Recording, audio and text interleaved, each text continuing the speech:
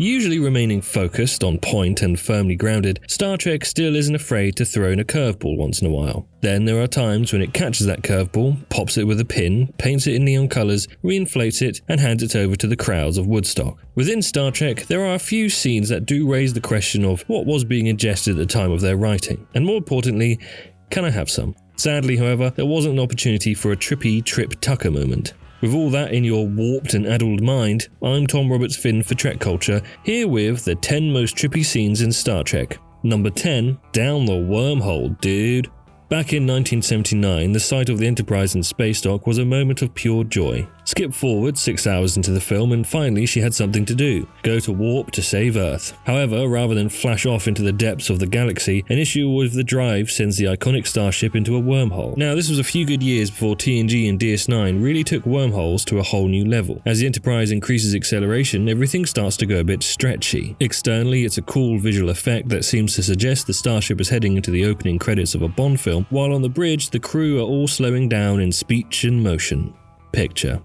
I'm talking about the motion picture. That and the suspension seems to have gone with the crew bumping up and down. But lo, there's a meteor in the way which will destroy the Enterprise and all aboard. Time for Kirk to order firing the phasers, only for Commander Decker to belay that order at a snail's pace while characters blur and constants of time become all sorts of crazy. Cue Chekhov firing torpedoes and saving the day. At least Decker knows this ship inside and out. Number 9. Twisted her melon, man. The whole concept of Voyager's Season 2 episode Twisted is one that bends the brain. Encountering its anomaly of the week, the crew finds the ship layout changing, ending up in places they were never heading for. Scan results show that Voyager is being contorted with the ship enveloped from the outside in and leaving the main characters to retreat further inboard. At one point, however, Janeway forces open a Jeffries tube hatch to be confronted with an oncoming cosmic wave and is quite literally pulled out of shape. As this happens, Janeway is twisted this way and that, growing a super long arm and nearly being able to reach the shuttle bay from the bridge. The scene of Janeway's Stretch Armstrong impression is both deeply weird and horrific at the same time. It's only made all the more inexplicable once the final scene of Twisted point blank stamps the fact that all the crew needed to do from the start was absolutely nothing.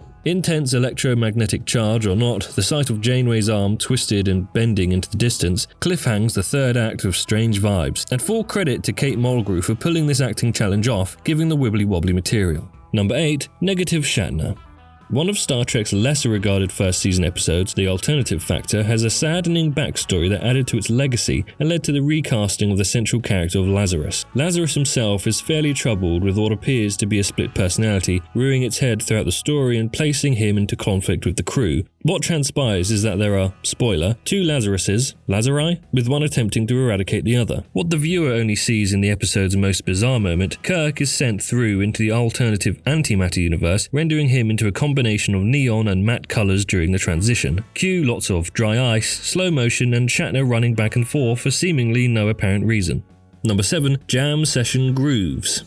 What better way to signal that the budget is cut and you're heading towards the end of a 3-year run than to embrace the culture of the era and go for an all-out Space Jam, not that one, on the way to Eden. This is precisely what happened with the most groovy group of groupies you could imagine, led by Dr. Severin, a man whose ears could give Ferengi lobes a run for their latinum. Unarguably inspired by the flower power movement at the time, the Enterprise plays host to a troop looking for galactic peace and love that would even make irradiated Mr. Burns sick. There's clearly something missing here, and the only way we can get totally in the groove, man, is to swing as many of the crew over to their cause by being friendly. Spock joins the musical jam session, which sees Severin's guard totally feeling the music, man, and therefore easily dispatched. The group is soon in auxiliary control and in command of the Enterprise.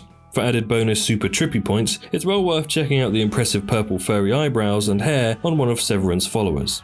Number 6, Disembodied.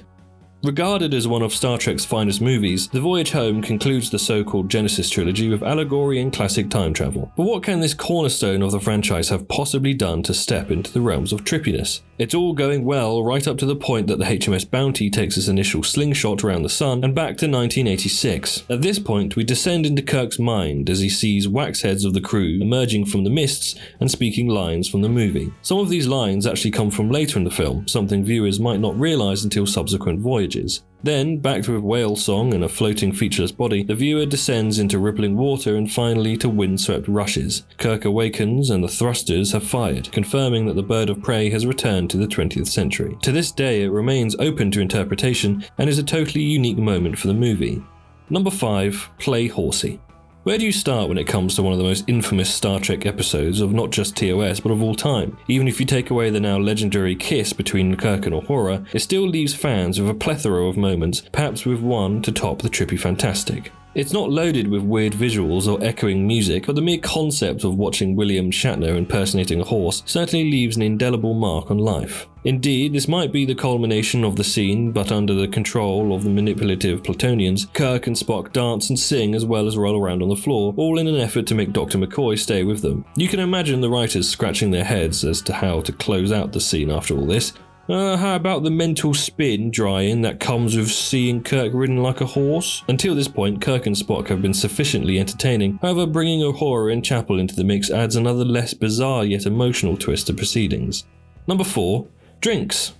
Moving along swiftly brings us to one of Deep Space Nine's most infamous first season episodes, including a dancing, singing Sisko and a game that actually has no real bearing on anything by the conclusion of the story. Move Along Home is nothing if not entertaining. However, sidestepping that hopscotch routine for once, the subsequent challenge is even more out there, as the quartet of Sisko, Kira, Bashir and Dax enter a room hosting a charming party. This is seemingly the safer path chosen by Quark in the real world, but it ranks even higher on the weird scale. As Kira grows increasingly angry at the incessant laughter and lack of answers to her questions, the room begins filling with poisonous gas. The 4 officers are struck down by the fumes that Wad-Eye leader insists they do indeed move along home, continuing to laugh and guzzle their beverages. Add in some of the haunting string section, and this goes into surreal territory by the mile. Director David Carson, who also helmed Generations and DS9 pilot Emissary, manages to work in a few low camera angles to take the scene out of the standard run-of-the-mill episode formula.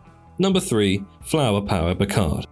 Truly taking the concept of flower power to new heights, let's step into more recent Star Trek history with the finale of Picard's first season. One could have been forgiven for expecting a truly epic sci-fi battle to end all the ages. However, alongside the now infamous copy and paste fleet, the android planet unleashes its most destructive force to stop the advance of first Picard and later the Romulans. Their superweapon? Space orchids. Now, put into perspective that this is 2020 and viewers might have to wonder what happened. Has the writer's room travelled back into the 1960s and sampled some of their questionable cuisine? And again, can I have some? That's likely doubtful, but to provide a planet of androids with a floral defense force is just odd. It's not a visual tripping out in the sense that the viewer is really considering what visuals are hitting their eyes or sounds reaching their eardrums, but just the concept of a floral weapon screams out true flower power. When compared to the android inhabitants on the planet below, it sort of makes sense that such a peace-loving society would have such materials as their weapons. Number 2. Red Jack. Films and TV series never tire of suggesting what might have happened behind the Whitechapel murders of the 1800s. Jack the Ripper is the given name to the individual, however their real identity has never been factually uncovered. Star Trek waded into the debate back in the 1960s with Wolf in the Fold, and while the episode itself isn't a mind-bending psychotic episode, its conclusion does make a wonderfully bizarre twist. After possessing Mr. Hengist, the entity that has been responsible for the murders on Argilius manages to transfer itself into the computer banks of the USS Enterprise. For the next few minutes there's maniacal laughter, altered voices and screams of Red Jack as the crew attempt to combat the deadly life form, with its appearance on the computer being a series of swirling psychedelic gases. The best way, of course, to stop its spread to another form is to dose the crew up on tranquilizers, with the crew truly all spaced out and chilled as they finally subdue the killer back in Hengist's body. It's one circular trip to Red Jack and one groovy way to put a stop to multiple murders. Number 1. McKean Man. A clear contender that has to be right up on this list is Voyager's The Thaw. In truth, this episode as a whole could just fill up all 10 spots on the list, but to home in on a specific scene, viewers need to check out just after the halfway point. Still captured within the realm, it comes to be revealed that the clown, the brilliantly over-the-top Michael McKean, is using his prisoners as his own canvas, practicing his ghastly art. To try and stop Harry Kim from attempting escape, the clown makes him old. Backpatted by more masked gestures and spoon-fed medicine, the ensign is then turned into a baby. All the while, a carnival atmosphere carries on around the main characters. McKean's clown continues to mock a then-restrained Harry with his own chorus of masked singers chanting, "The only thing to fear is fear itself," taunting Harry's attempts to distract himself from the illusory world. The clown recites Kim's memory of visiting a hospital and seeing a grim medical procedure before an unexpected interruption from the holographic holographic doctor. Every element here is both truly frightening and utterly out of this world, all rolled into one. Thank goodness Robert Picardo turns up to help make everything right again. Talk about a bad trip. And that was the 10 most trippy scenes in Star Trek. Make sure to like and share the video and subscribe if you haven't already, and tap the notification bell to be alerted for future videos. If you can think of anything that we may have missed, then let us know down in the comments. You can find us on Twitter at TrekCulture and on Instagram at TrekCultureYT. You can find myself on Twitter at Tom C. Finn and on various other socials as well. Thanks for watching, and until next time, bye bye.